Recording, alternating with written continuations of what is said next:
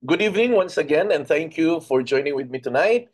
Nasa pang-apat na po tayo na session on our topic on why be an entrepreneur. In fact, few weeks ago, um, we we finished the topic on how to become an entrepreneur. At ngayon naman, we are going to answer the question why be an entrepreneur.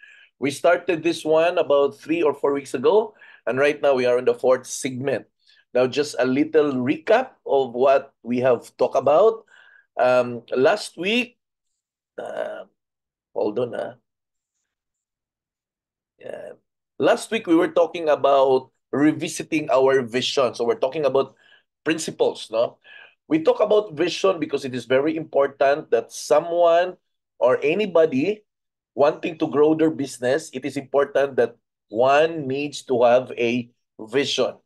We need to see something, we need to see who we become in the process. We just don't do something na wala hong ka-target-target, wala hong ka-goal-goal. Anything ho na wala hong punteriya, anything ho na wala pong direksyon, simply you will never be able to reach your destination. That is why it is very important that when someone or anybody dito po sa organization natin, the moment mag-join sila sa isang business orientation, it is important that they will be able to identify what are their goals, what are their vision of themselves, ano ba yung gusto nilang maabot, ano ba yung gusto nilang maging the moment they're going to do the business. And it is important because what you see sa sarili mo, eventually mag-manifest po yan and eventually it will happen. No? Vision is powerful because it will set your mind, it will set your actions, then eventually, pag tama po yung vision, tama po yung mindset, ay magkakaroon po ng tamang action and definitely magkakaroon po ng tamang resulta. Marami po sa atin dito na ginawa ang negosyo na to pero hindi po na layout o at saka na lay down, hindi na layout at na lay down ang mga goals na gusto nilang maabot. And the moment we have that goals, we have a commitment to ourselves that we are going to get it no matter what happened. Kaya nga, along with the goals, along with those vision, ay nagkakaroon po tayo ng mga skills training. In fact, last week, meron po tayong Facebook ads workshop na ginampanan po ni Mr. Dave Baguio. And aside from that, this week magkakaroon po tayo ng sales and marketing workshop which will be handled by no less than by Miss Novelyn Alcober. Minsan ho, we think of this training as pabalik-balik. But mind you, all of us actually tends to forget the things that are essential and things that are important. That's why I encourage each and everyone, not just the leaders of the organization, but everyone to keep on attending seminars, to keep on attending trainings, to keep on attending lectures, so that you are going to somehow refresh yourselves. No? So ito po yung pinag-usapan natin last week, and that's all about vision. Now, today, we will be talking about principle number 2. And principle number 2 is success seeks opportunity. Okay. Now, lahat naman siguro tayo wanting to succeed in life. Wala naman hong tao na nag-attend po ng business orientation dito po sa DPPI na ang goal lang po niya ay basta mag-attend lang. Part of that somehow reason why na nag-attend siya at why na nag-join siya, it's because yung desire na nasa puso po natin that one day we will become successful. I strongly believe na lahat po tayo is desiring to become successful. Wala naman sigurong tao na hindi po hangad na magiging successful sa buhay. And all of us are actually in that category. Okay? Now, these are the marks of an entrepreneur. Ito po yung mga marka kung ikaw po ay isang negosyante. Time and time again, I always say this. May kaibahan po ang isang ahente versus that of a negosyante. Ang ahente po ay mas madali pong mag-surrender po ito. Konting kirot lang, konting hardship, mag-surrender po yan. Ang negosyante ho, iba. Ang negosyante ho lumalaban. Ang negosyante ho ilang beses man nadapa, tumatayo yan at nagpupursige. Because they are able to see something bigger than themselves. So ito po yung mga marka of becoming an entrepreneur. Number one, a true entrepreneur has an eye for opportunity. Wherever you are, entrepreneurs will always have a keen eyes na madali po niyang makita kung merong opportunity po dyan. Even if ilang ilang minuto lang yan, ilang segundo lang yan na nakaupo sa isang pagtitipon or sa isang seminars or sa isang training or sa isang workshop, by the time na nakaupo dyan, ang isip ng isang entrepreneur ay tumatakbo po yan. While listening to a seminar, tumatakbo po ang isipan ng isang entrepreneur at naghahanap ng oportunidad na pwede niyang pagkakitaan or opportunity na pwedeng tumaas ang benta niya or an opportunity that he will be able to develop himself or an opportunity that he will be able to grow whatever business na meron siya.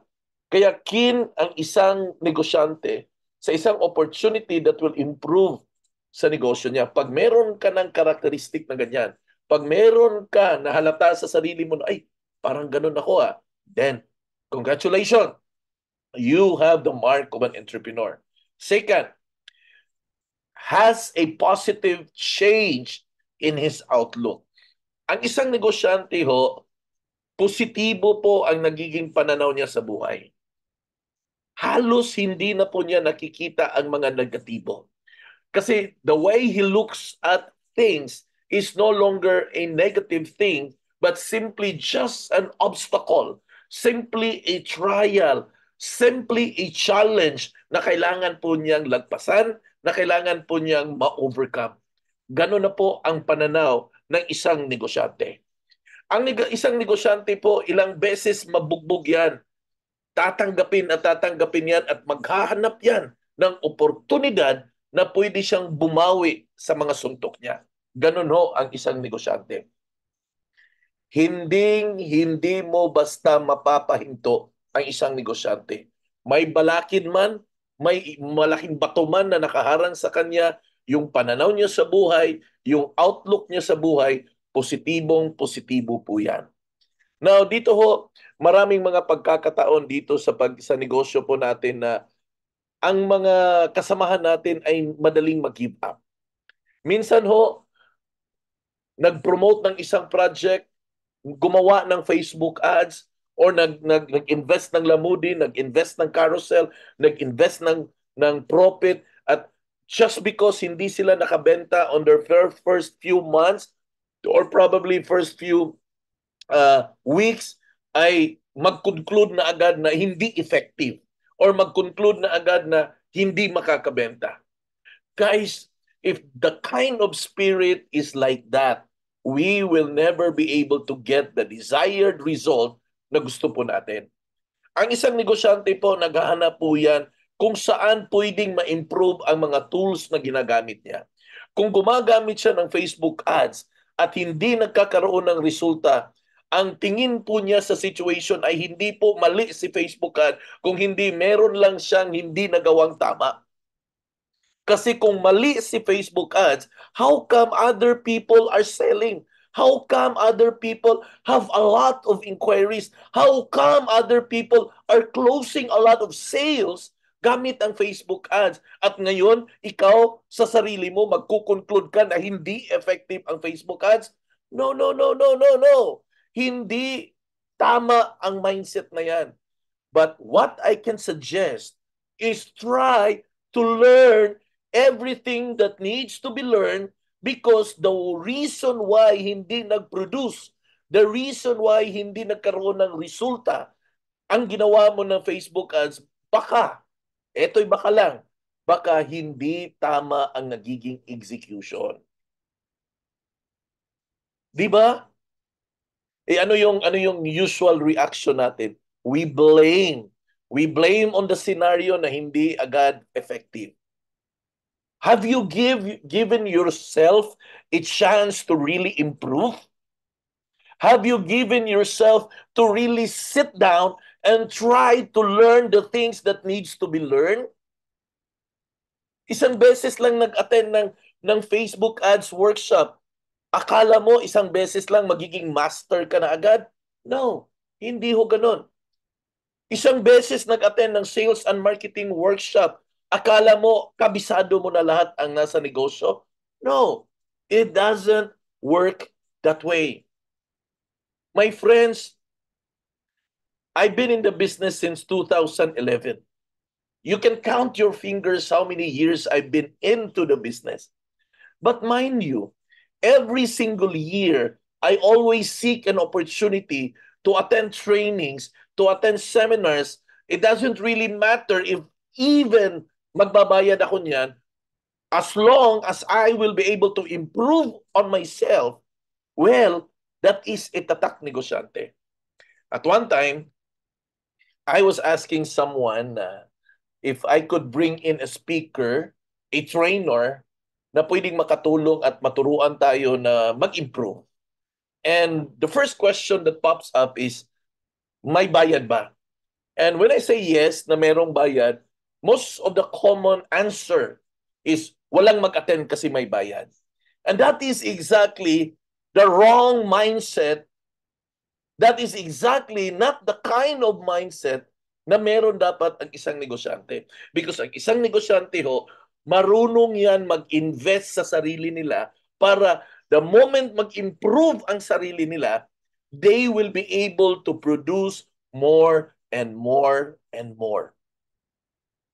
How will you produce more than what you are producing right now if you are not going to improve on yourselves?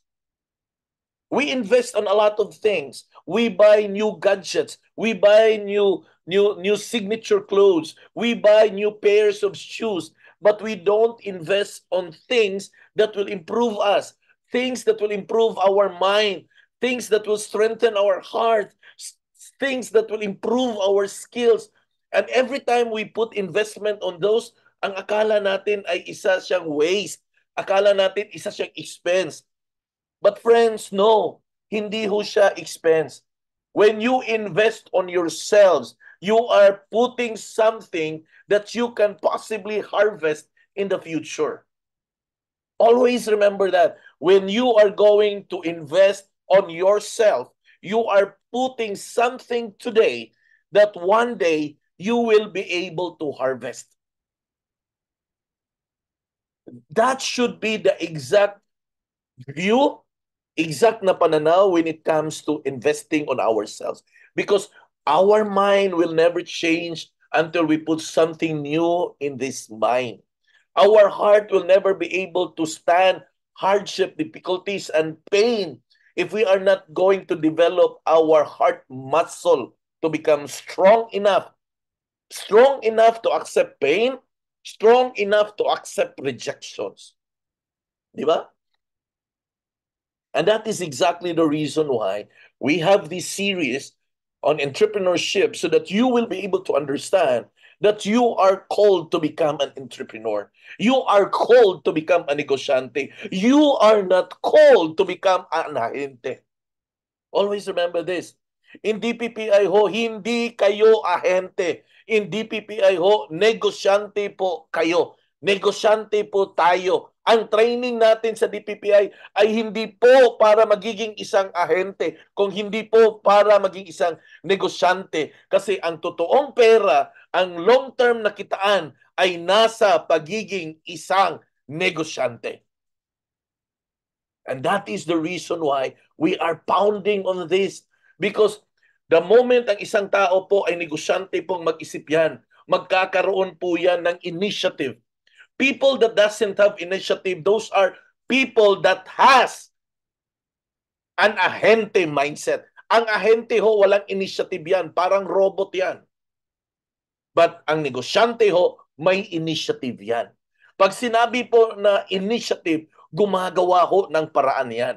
Yan ang isang negosyante.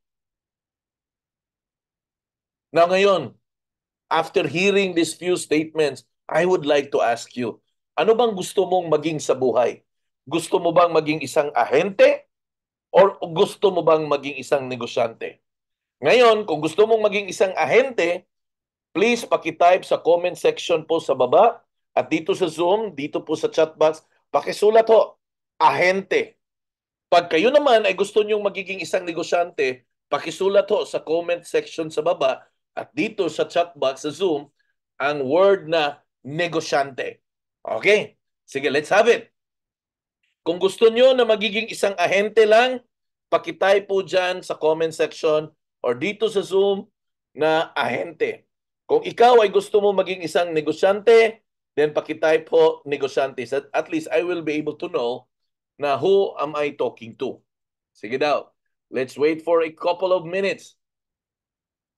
Si Mary Grace, hindi niya alam yung gusto niya. Ahente, negosyante. Ano ba talaga, ma'am? You can only be one, actually. No, you can only be one. You've got to think which one are you. Yan. Si Liza sabi niya, negosyante. Si Rufina, negosyante. Si Nina, negosyante. Si Glessa, negosyante. Yan, si Mary Grace, negosyante na. Si Ronaldo, negosyante. Si Sarah, negosyante. Dito si Arlene, negosyante. Si Ben, negosyante. Yung iba ho, si Joanne, negosyante. Si Jackie, negosyante. Si Filma, dito, negosyante. How about the others? Ano po kayo? Ahente, negosyante. Yan, si Baby Heart, negosyante. Who else? Si Imelda, negosyante. Dito si Jill, negosyante. Si Eileen, negosyante. How about the others? Are you a ahente or are you a negosyante? Si Loradel, negosyante. Si Florence, negosyante. Si Vivo V2109, negosyante. Si Annalisa, negosyante. Si Jivan, negosyante. How about the others? Si Miss Nova, negosyante. Yan, si Daphne, negosyante. Then ito lang po yung sasabihin ko, simple lang po. Magpaka-negosyante po kayo. Kayo ang may sabi dyan na negosyante kayo. Then magpaka-negosyante kayo. Yung isipan nyo may pagka-negosyante, yung actions nyo may pagka-negosyante, yung kayod nyo may pagka-negosyante, lahat ng mga bagay na ginagawa ng isang negosyante, magpaka-negosyante kayo. Huwag kayong magpaka-ahente. Malaki ho ang kaibahan yan. Kaya always kung pinupush yan, decide on yourself who you wanna be. Ahente, negosyante. Ang ahente ho, walang long-term na pananaw yan. Ang negosyante meron ho. Ang negosyante ho, alam po niya kung ano yung tinatanim niya today and the possibility na may aanihin siya bukas. Ang ahente ho, pag may ibebenta today, gusto niya benta agad. Ganon ho ang isang ahente. And that is exactly the reason why after every Facebook ads, kung walang inquiry, automatic, hinihinto nyo. Kasi isip ahente po yan. And that is exactly also the same reason na alam naman natin na when you are going to invest on tools, on something that will give you the sale, that is not an expense, that is an investment. Pag iniisip mo yan na yan ay isang expense, hindi ho isip negosyante yan. Isip ahente po yan. Kasi ang isip ahente, gusto lahat libre. Ganon ho ang isip ahente. Gustong magkaroon ng something out of nothing. Ang negosyante ho, hindi. Alam po ng negosyante na in order for something to come up, there has to be something that I need to put up. Ganun ho ang negosyante mag-isip. So right now, as you have said in yourself, that you are a negosyante and you have identified that in yourself. Kung gusto mong bumenta, gusto mong magkaroon ng maraming sales, gusto mong magkaroon ng maraming downline, then magpaka-negosyante po kayo. Huwag po kayong magpaka-ahente. Are we clear? I'm not mad, but I'm just trying to drive a point. If you wanted to see result, then you need to be a negosyante. Dapat ganun ho mag-isip.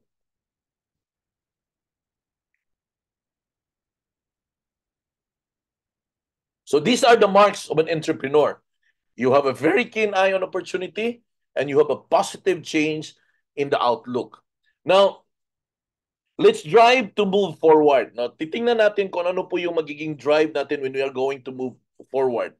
Now, these are the typical character of an entrepreneur. Titingnan po natin at himay-himayin po natin kung ano ba yung talagang karakter ng isang entrepreneur. Now, number one, precept number one, looking for changes in patterns and exploiting the revealed opportunities. O ito, una, looking for changes in patterns. Kung ikaw ay isang negosyante, tinitingnan mo ang pattern ng takbo ng negosyo mo. Tinitingnan mo kung bakit ito bumibenta, ito hindi bumibenta, ito nagwo-work, ito hindi nagwo-work. Tinitingnan mo at nag-o-observe ka which of the things na ginagawa mo that are really, really giving results. Ganon ho ang negosyante mag-isip. They will always ask the question, bakit kaya hindi nagkaroon ng resulta? Ganon po ang isang negosyante. And they are going to dive into that question. They're going to ask that question over and over again hanggat makuha po nila ang magiging sagot. Tinitingnan po nila ang takbo ng negosyo nila. Tinitingnan nila ang pattern. Na kung nag-Facebook ads sila, kung ito yung ginagawa nila, bakit ganito yung resulta? Hindi kaya meron akong dapat gawin dito para ito yung magiging resulta? Diba? You are very observant on patterns. Why? Because you are going to explore what other possibilities na meron sa negosyo mo. Tinitingnan mo ang mga pamamaraan, tinitingnan mo ang mga pamamalakad, tinitingnan mo kung ano ang pwede mong gawin in order for you to improve your business. Now, as you have said a while ago when I asked you, at pinagpipili ko kayo whether you wanna become a negosyante or ahente, and you have said it in yourself that you wanted to become a negosyante, and I challenge you, magpaka-negosyante po tayo lahat. And I tell you, you will be able to see the result like never before. No? Kasi yun lang po yung kulang, yun lang po yung missing ingredient. Entrepreneurs allow themselves room to react to opportunities.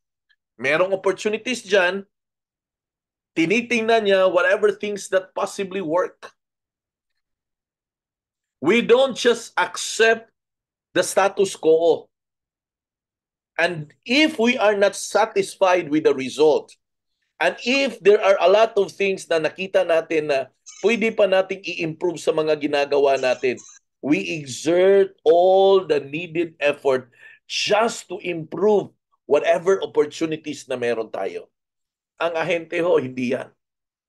Pag hindi nag-work yan, lilipat agad yan. Pag hindi nag-work yan, iiwan yan.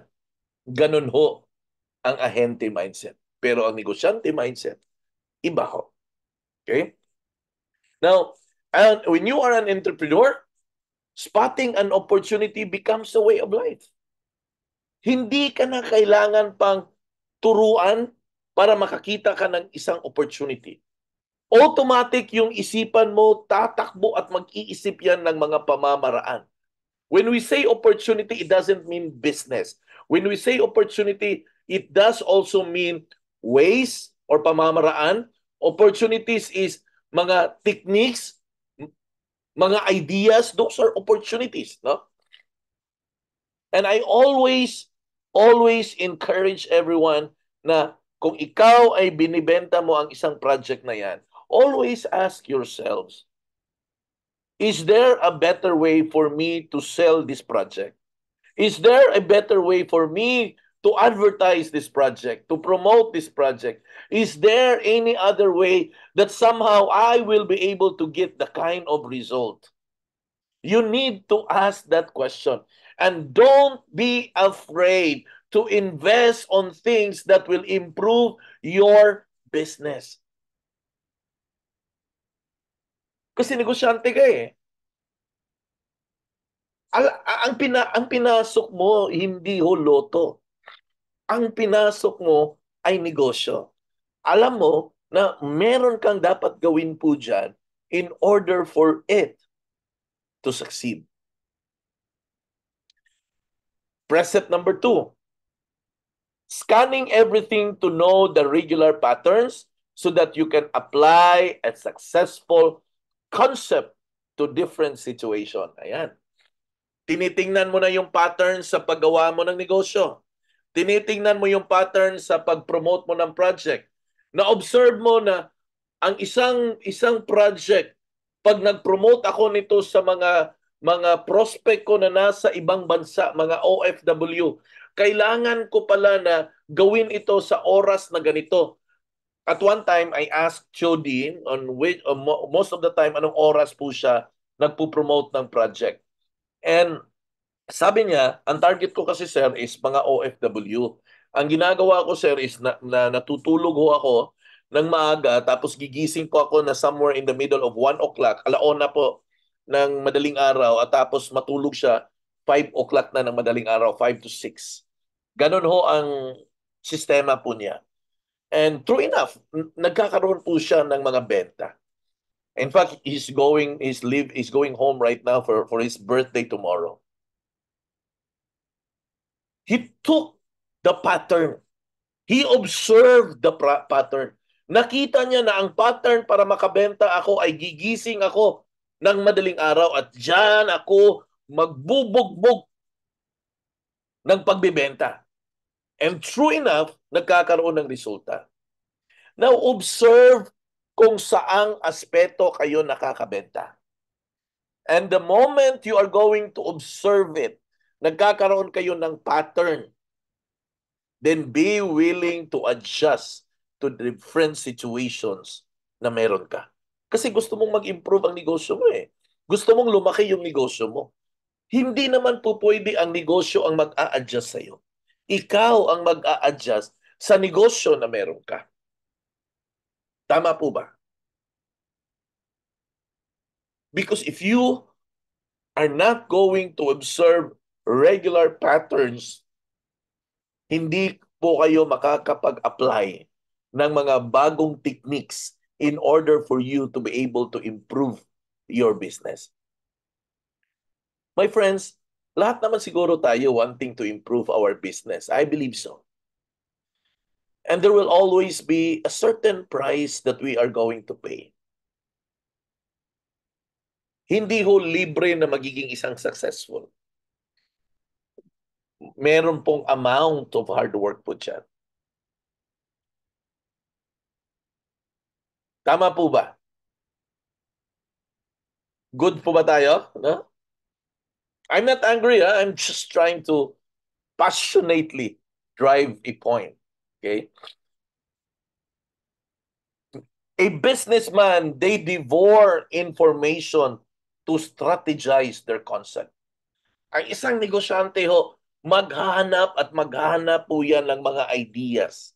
Nagwi-welcome po yan ng mga ideas, mga techniques, mga suggestion, kung ano po yung effective at ano po yung nag-work, inaaral po ng isang negosyante yan. At pag yan ay natutunan niya, ina-apply po niya yan. The moment na matutunan at mai-apply niya at makita niya ang improvement sa negosyo niya, ang laki ng smile na meron ng isang negosyante na yan.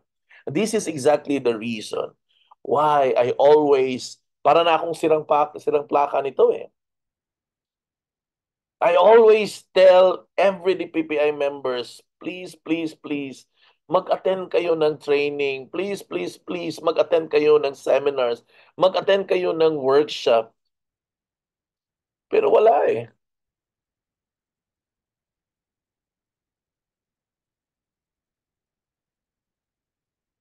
You know what?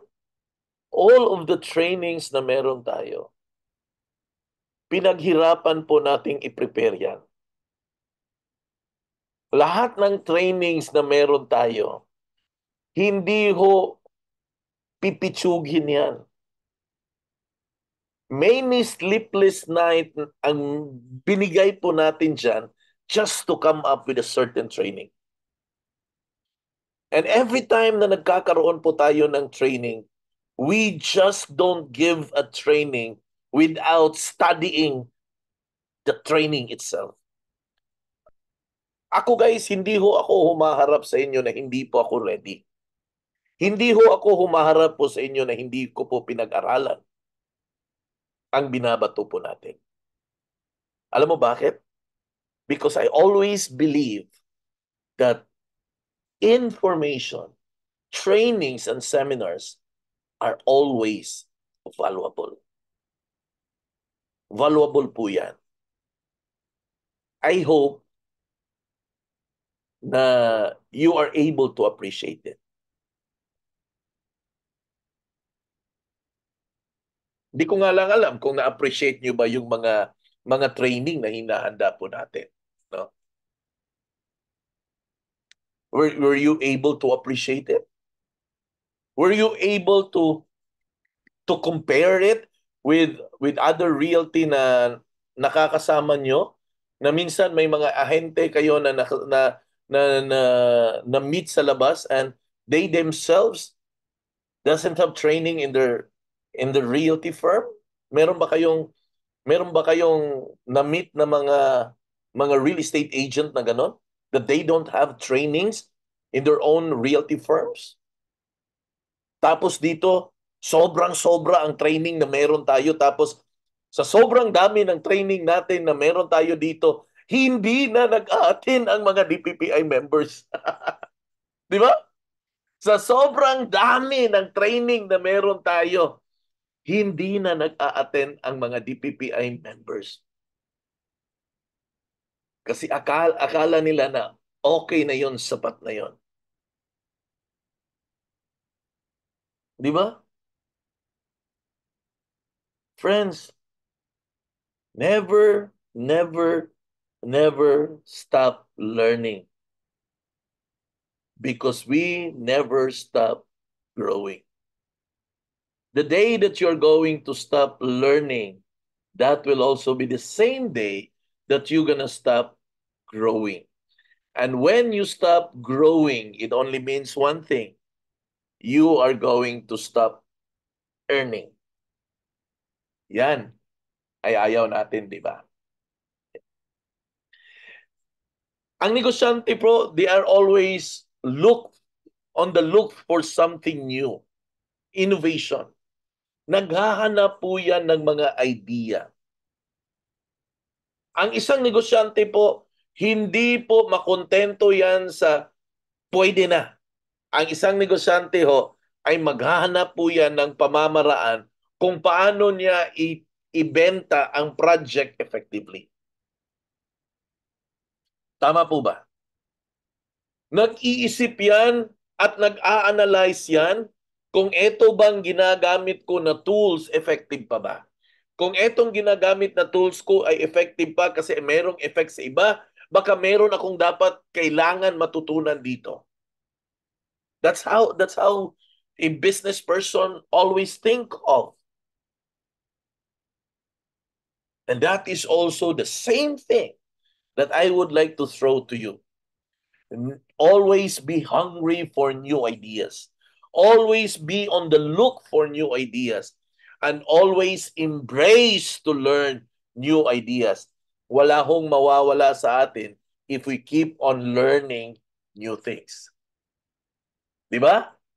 Wala hong mawawala sa atin if we keep learning new things. But marami hong mawawala sa atin if we stop learning new things.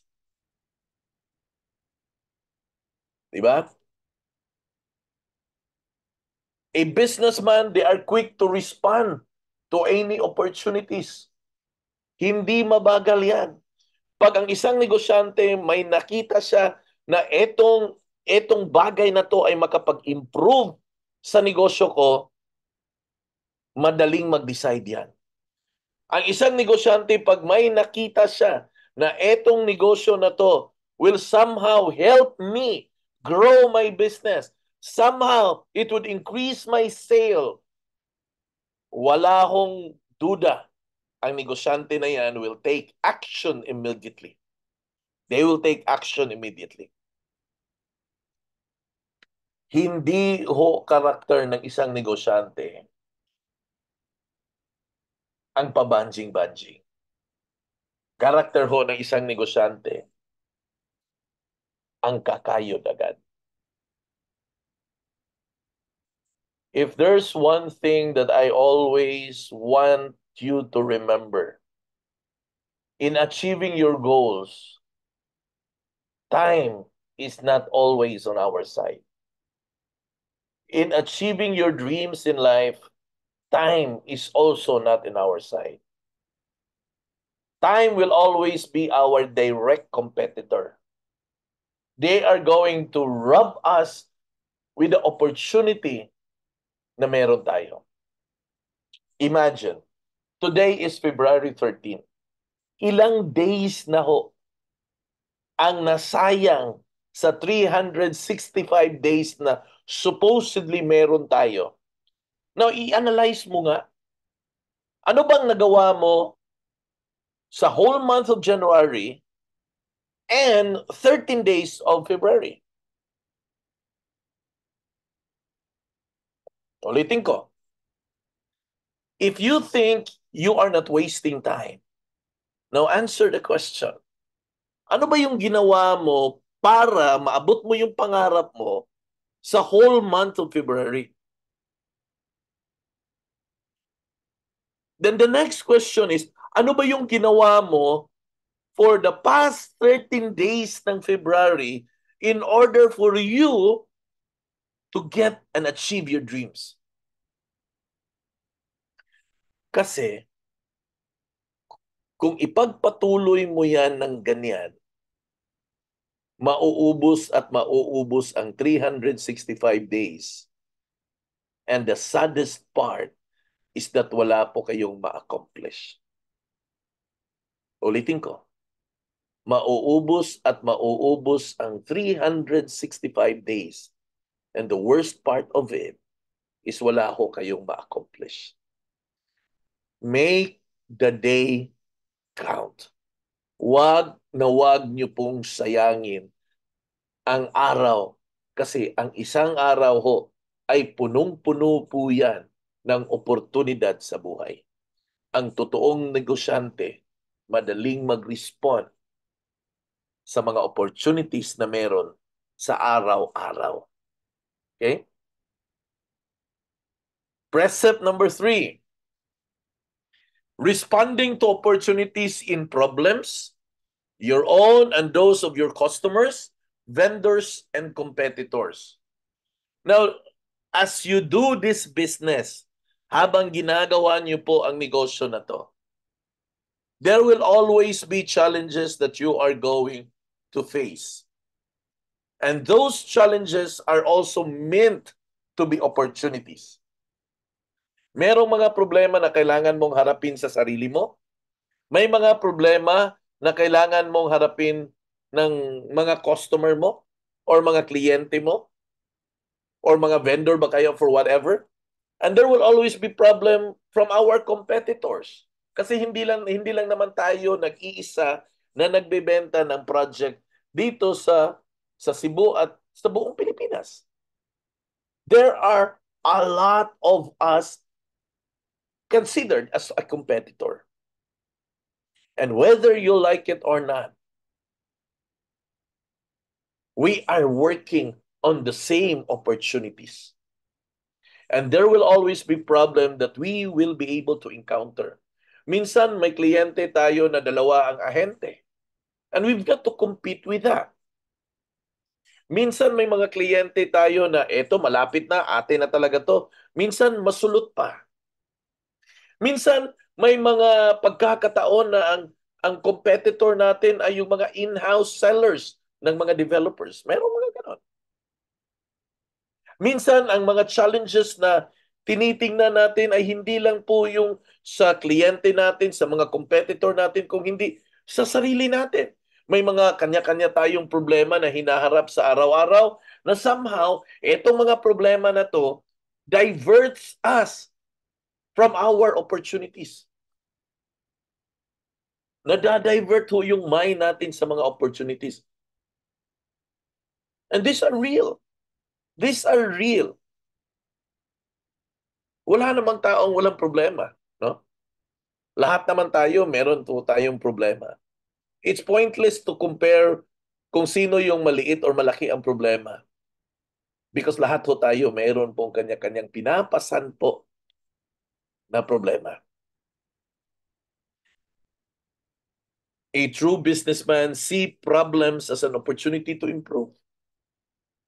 Nagka-problema sa isang kliyente, tinitingnan rather than blame on the situation kung bakit nagkaganito yung kliyente. Magiging isang opportunity ito na pwedeng i-improve yung sarili natin kung para hindi maulit-ulit. Minsan may mga problema na-encounter natin sa mga siguro sa mga papeles, sa dokumento ng mga kliyente, and somehow we fail to address it immediately.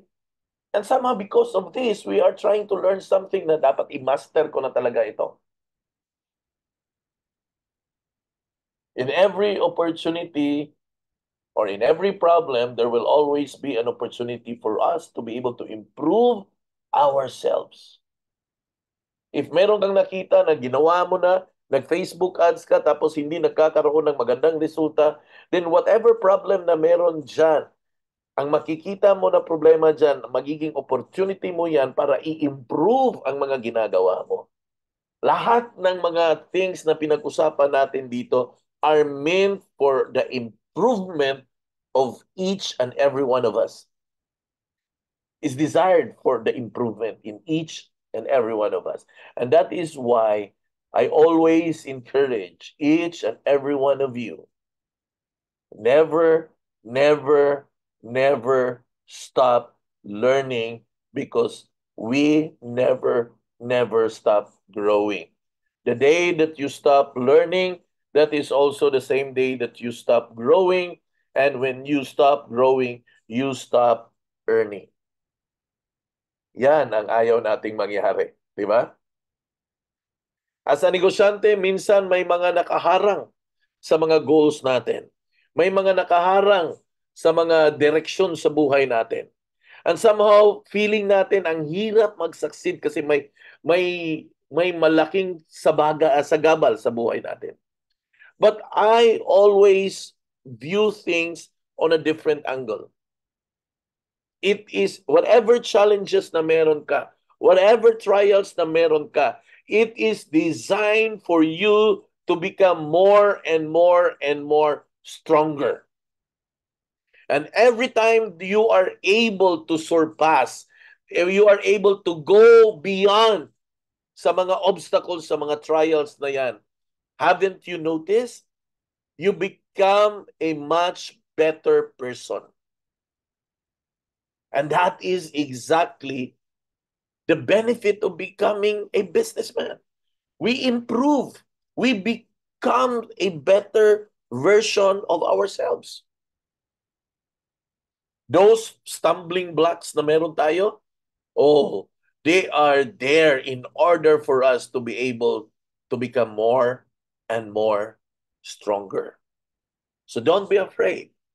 Don't be afraid to face the giants in our lives. Maraming mga pagkakataon na minsan nasa mga meetings ako ng mga agent. And most often than not, I always hear the difficulty and the challenges that they are facing. Now, it's normal. It's normal that there will always be difficulties and normal when there is always a challenges. What is abnormal is when we do not do something about it. When we don't do something about it. That is what is abnormal. So kung normal man tayo lahat, then we are going to do something out of the obstacles that we are facing. Ang isang negosyante ho, ang view nila sa mga situation ay iba-iba ho. They view situation differently than the rest. Iba ho ang pananaw nila sa sitwasyon. Ang isang negosyante ho, iba po ang pananaw niya sa isang problema. Ang negosyante ho, pag may nakikita ho siyang problema, ang pumapasok sa isipan niya, na kung etong problema na to ay mabigyan ko ng solusyon, yan ay magiging opportunity rather than it will stay as a problem. Every problem na mag-surface dito sa negosyo natin is an opportunity for us to be able to improve whatever things dito sa negosyo natin. Things that somehow hindi ho natin nakita kaya lumitaw yung problema, and now that we are able to see it, this time we are able to have the opportunity to correct it. Ganun ho yan. So starting today, don't be afraid.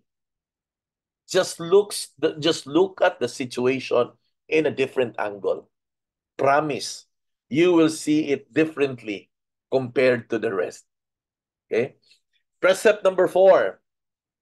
Regulating being too comfortable with where you are. Madaling salita, get out of the comfort zone. Huwag kang magpakakomportable dyan kung saan ka man ngayon naroon. Because your comfort will be your greatest tragedy in life. Okay? Your comfort will become the greatest tragedy in your life. So get out of that comfort zone. Do something that will make you uncomfortable.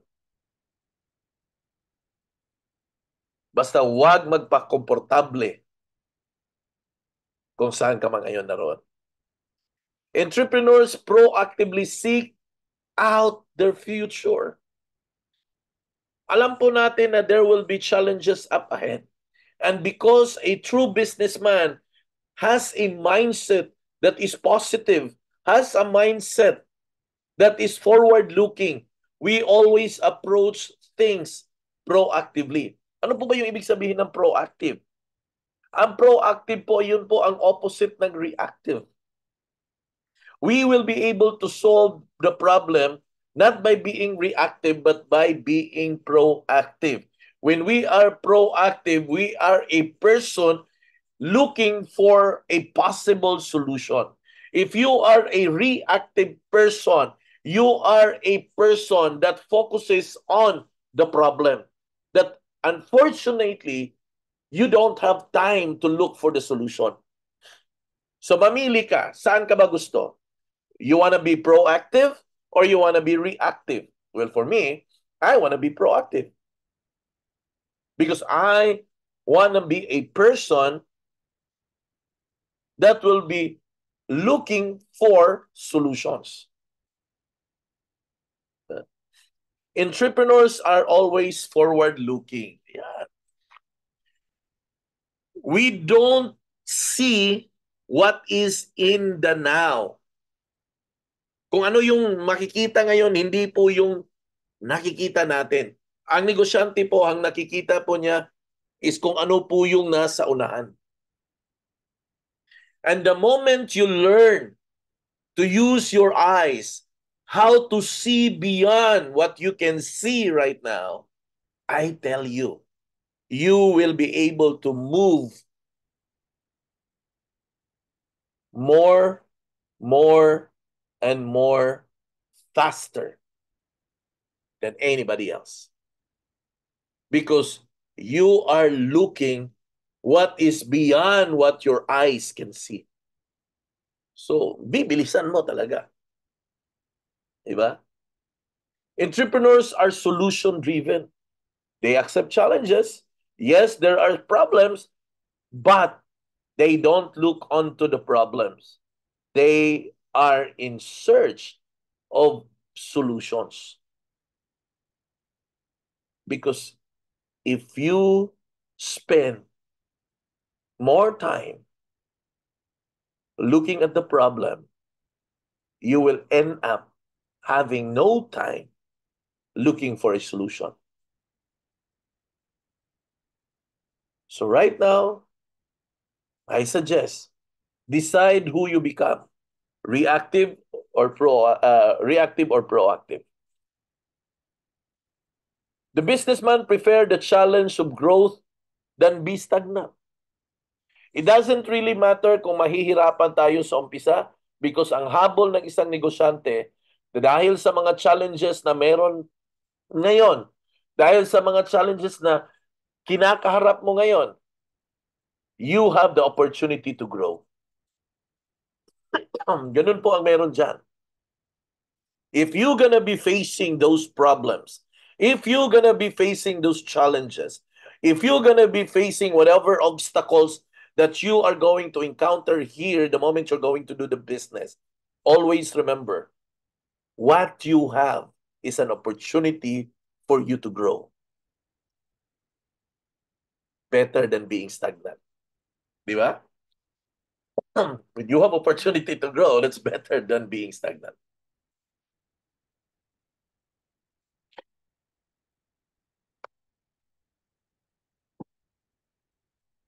It's already 8:51 and we are now in principle number 3. At hindi ko naman matatapos to. I would finish the principle number 3 on next Tuesday. Okay? So, baba ko muna to. I'll stop here for the principle number 2. Okay? And I wrap it up here and I close it up here.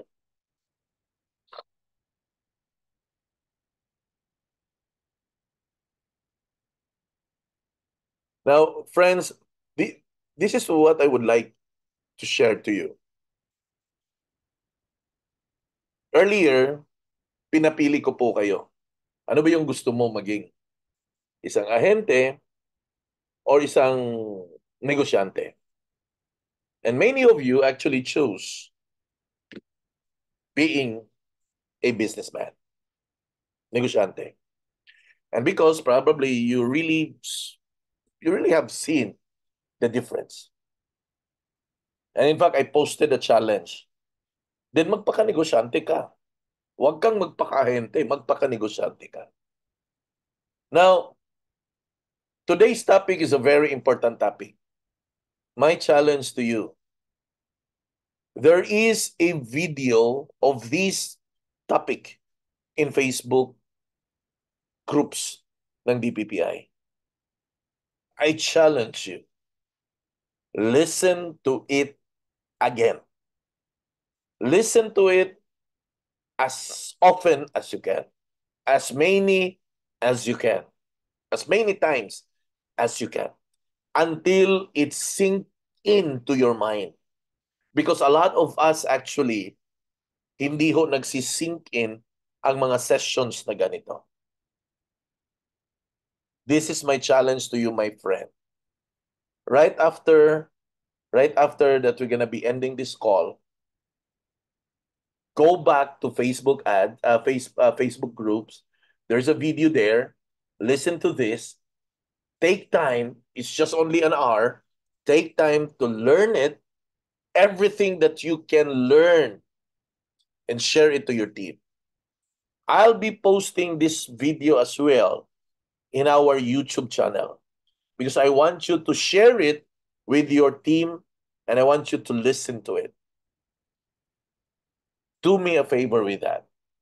If you wanted to help your organization grow, if you wanted to have a strong organization, a strong business, then we got to agree in these things.